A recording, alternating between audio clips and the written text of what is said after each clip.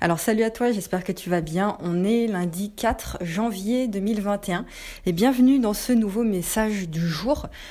Aujourd'hui, je voulais parler, alors je vais être assez clivante, tranchante dans ce message parce que je vais te parler d'un sujet qui est fondamental et je vais être vraiment intransigeante à ce sujet-là pour cette année et pour toutes les autres d'ailleurs. C'est ton niveau d'énergie, c'est comment est-ce qu'on fait pour au quotidien garder un niveau d'énergie qui nous porte, qui nous booste en fait et qui nous permet d'avancer concrètement. On sent qu'on avance, tu vois. Tu te sens bien, tu te sens libre, tu te sens fier de toi, tu te sens en pleine énergie. Comment faire pour faire ça ?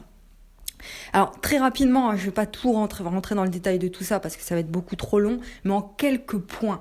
La première des choses que j'aimerais te dire, c'est te poser cette question-là. Est-ce que, sans te mentir à toi-même, est-ce que oui ou non, ce que je fais aujourd'hui dans ma vie, c'est le kiff ?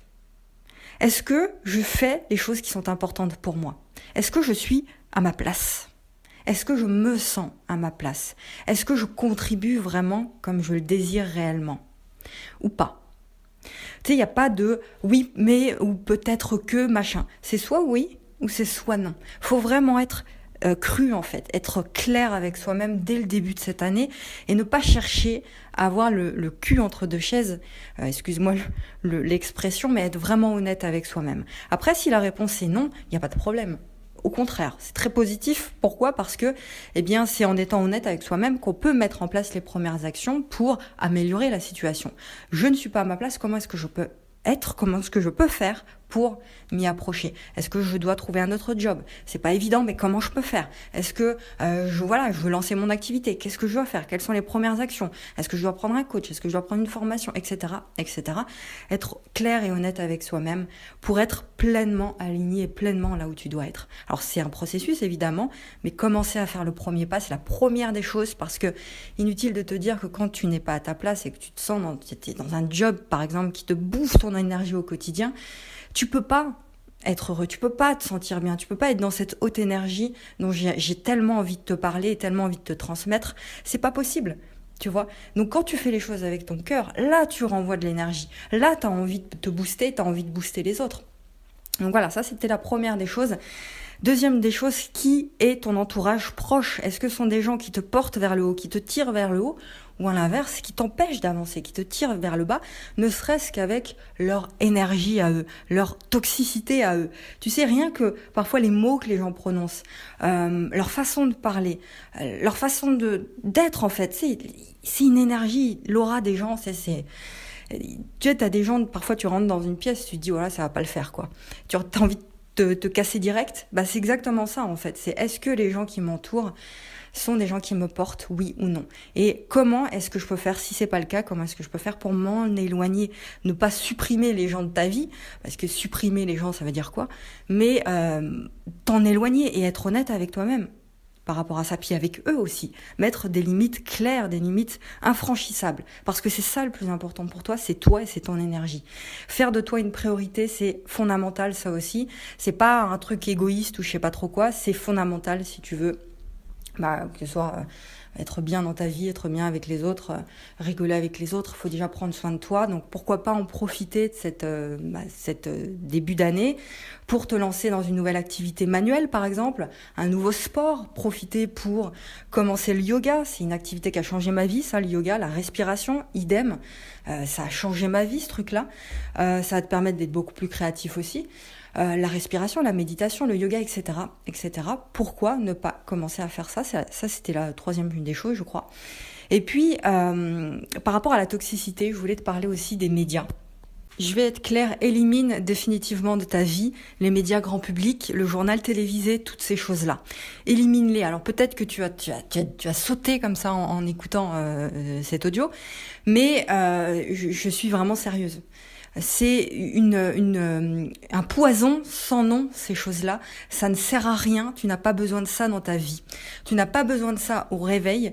Lire le journal télévisé au réveil. Enfin, lire le journal et regarder les journaux télévisés BFM TV en boucle toute la journée, ça n'apporte rien. C'est pire que tout. En fait, c'est la chose la pire que tu puisses faire pour toi-même. C'est ça. Ton cerveau, il a besoin, tout comme ton corps, tu sais, c'est l'énergie de ton corps, ce qui permet de nourrir ton corps, c'est l'alimentation.